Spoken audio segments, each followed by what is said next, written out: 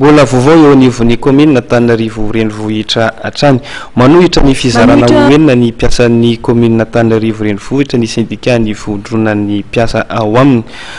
Vorolanina teo anoloan'ny lapan'ny tanàna ny maraina teo ary ny ampahan'ireo mpiasa ao anivon'ity commune ity izay mahatratra 3,000 tany ho any izay mitsipaka tanteraka ny fizarana na Antananarivo commune anaky enina fanatetiana avy hatrany. Manohitra ny fizarana enina na Antananarivo ny mpiasan'ny commune Antananarivo renivohitra sy ny syndicat ivondrona mpiasa mihoatra ny 3,000 amin'izao fotoan'izao mpiasa rehetra ny commune Antananarivo renivohitra. Vory teo anoloan'ny lapan'ny tanàna ny maraina teo ny ampahan'izy ireo naneo izay tsy fankasitrahana amin'ny fizarana azy ireo ao anatin'ny rafitra vaovao apetraka dia nizarana ho boribory tany enina ny renivohitra. Antony tokonanay zany dia izay tsy mankasitraka ny hoe fizarazaraina ny tanàna Antananarivo fa raha ity tanàna Antananarivo ity no zaraina dia tsy mety satria tamin'ny andro tondrato tamin'ny andro fotoana fampanjaka raha tsisy fizaraina zany dia efa foanana tamin'ny andro le fampanjakana dia natao an'le hoe entona PDS indray le izy aty arina sy mibe ny tanàna ka zao efa izy izay fifidianana zao dia tadiavin'ireo zarazaraina aparitaka ny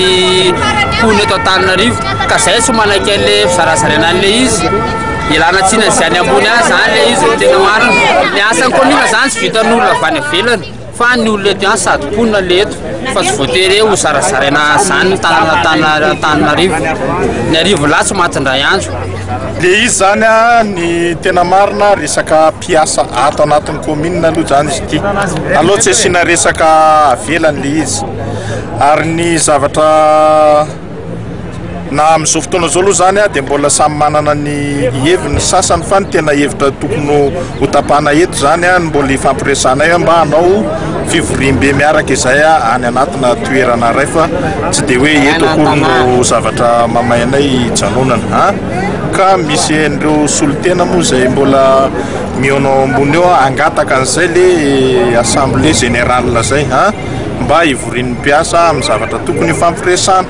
fa ny antony mahatonga an'izay mba tsy hanararoatra indray ny olona any ivelany hoe salan'izao fa noho le tsy fahazava noho le izy tsy mazava mpiasa tsirairay dia izay mahatonga an'le zavatra ohatr'izao. Raha ny tatra nataon'ny filohan'ny syndicat ny mpiasan'ny commune dia efa nisy ny dinika izay nairahan'izy ireo tamin'ny isitry ny antany ary isy ny fifanarahana izay apetraka.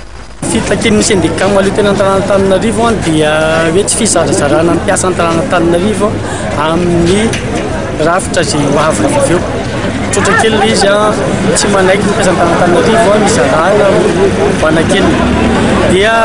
efa nandrainay ministre l'intérieur tamin'ny lakamisy ary efa misy ny fanarahana atao misy ny convention zao atao kasika fitantanana mpiasa Antananarivo manokana dia ny zava-misy zany dia hiatrika izay fanomanana izay convention izay ny syndicat mpiasa Antananarivo dia tsy manala n'izan'izy tsy miady amin'izan'izy fa ny tanjona dia hoe ahoana ny arovana ireo mpiasa Antananarivo ireo